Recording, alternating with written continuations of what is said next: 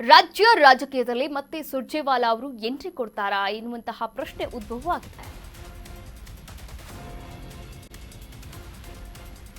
ರಾಜ್ಯ ರಾಜಕೀಯಕ್ಕೆ ಮತ್ತೆ ಸುರ್ಜೇವಾಲಾ ಎಂಟ್ರಿ ಆಗ್ತಾರಾ? ಹಾಗಾದ್ರೆ ರಾಜಣ್ಣ ರಾಜೀನಾಮೆಯ ಬಳಿಕ ಕಾಣೆಯಾಗಿದ್ದಂತಹ ಉಸ್ತುವಾರಿ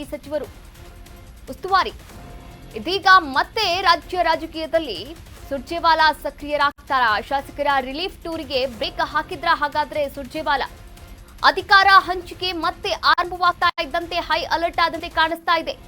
ಅಧಿವೇಶನ ಮುಗಿದ ಬಳಿಕ ವಿದೇಶಕ್ಕೆ ತೆರಳಲು ಶಾಸಕ ಮತ್ತು ಸಚಿವರು ಪ್ಲಾನ್ ಕೂಡ ಮಾಡಿಕೊಂಡಿದ್ದಾರೆ. ಸದ್ಯಕ್ಕೆ ಯಾವುದೇ ಪ್ರವಾಸ ಬೇಡ ಅಂತ ಹೈಕಮಾಂಡ್ ತಾಕೀತನ್ನ ಕೂಡ ಮಾಡಿದೆ.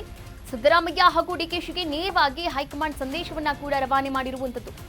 ರಾಜ್ಯ ಉಸ್ತುವಾರಿ ರಣದೀಪ್ ಸಿಂಗ್ ಸುರ್ಜೇವಾಲಾ ಮೆಸೇಜ್ ಅನ್ನ ಕೂಡ ಕೊಟ್ಟಿದ್ದಾರೆ ಎನ್ನಲಾಗ್ತಾ ಇದೆ.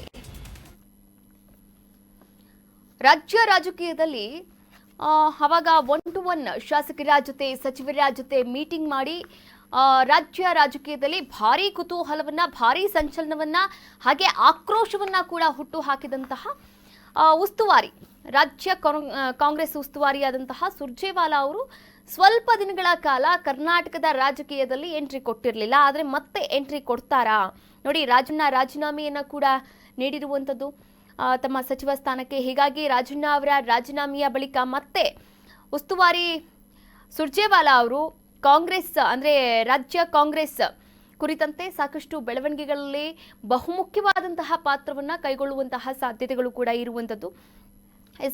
ಇನ್ನು ಶಾಸಕರು ಕೂಡ ರಿಲೀಫ್ ಮಾಡಿಕೊಂಡು ಟೂರ್ಗೆ ಹೋಗಬೇಕು ಎನ್ನುವಂತಹ ಮಾತುಗಳು, ಚರ್ಚೆಗಳು ಕೂಡ ನಡೆದಿತ್ತು. ಆದರೆ ಈ ಎಲ್ಲ ರಿಲೀಫ್ ಟೂರ್ಗೂ ಕೂಡ ಬ್ರೇಕ್ ಹಾಕಿದ್ದಾರಂತೆ ಸುರ್ಜೇವಾಲಾ ಅವರು.